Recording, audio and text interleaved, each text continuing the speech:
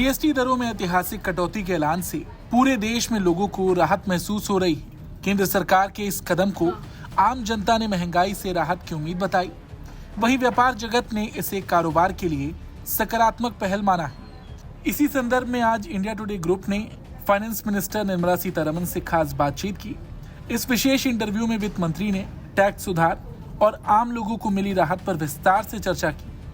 उन्होंने आने वाली आर्थिक चुनौतियां, महंगाई नियंत्रण, निवेश को बढ़ावा देने और रोजगार जैसे अहम मुद्दों पर भी अपने विचार साझा किए। इस दौरान वित्त मंत्री ने ट्रम्प को लेकर भी एक बयान दिया। महंगाई के सवाल पर वित्त मंत्री ने कहा कि महंगाई को कंट्रोल करने के लिए सरकार हमेशा प्रयास करती है। कई बार सप्लाई की दिक्कत की वजह से महंगाई काबू में नहीं रहती। इसके लिए हम जीएसटी लाने के लिए महंगाई तय नहीं कर सकते।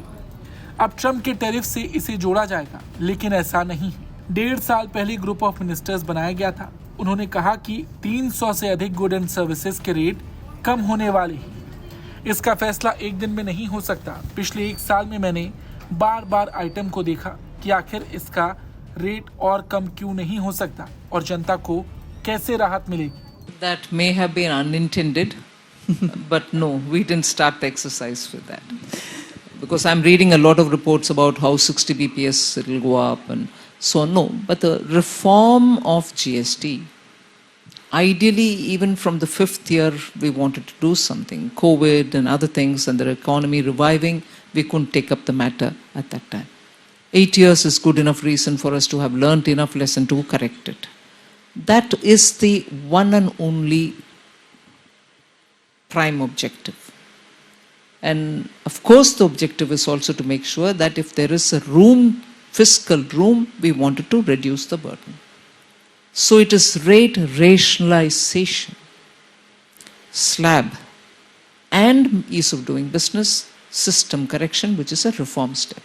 So those were the intent. Neither the tariff nor the GDP growth concerns, they were not in our mind. यहाँ वित्त मंत्री ने साफ किया कि आगे इसे टैरिफ से जरूर जोड़ा जाएगा, लेकिन ऐसा नहीं है। इसके अलावा उन्होंने कहा कि जीएसटी का इतना बड़ा परिवर्तन और हर चीज में रेट का बदलाव करने के लिए इंडस्ट्री और ट्रेडर्स से बात कर रहे हैं कि वो रेट कट को सच में जनता तक पहुंचाएं, क्योंकि कई सवाल उठ रहे हैं कि कंपनियां रेट कट को जनता तक नहीं पहुंचाती और कुछ न कुछ बहाने बनाकर पैसा बनाते रहती हैं और लोगों को लाभ नहीं मिलता। उस पर हम काम कर रहे हैं।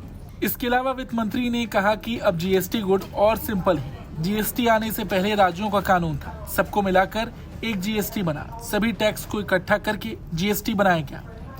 इससे पहले राज्यों में जो भी रेट था वही रेट जीएसटी के समय बनाया गया। जीएसटी लागू करते समय मनमाने रेट लागू नहीं किए गए, जो रेट थे वही रही।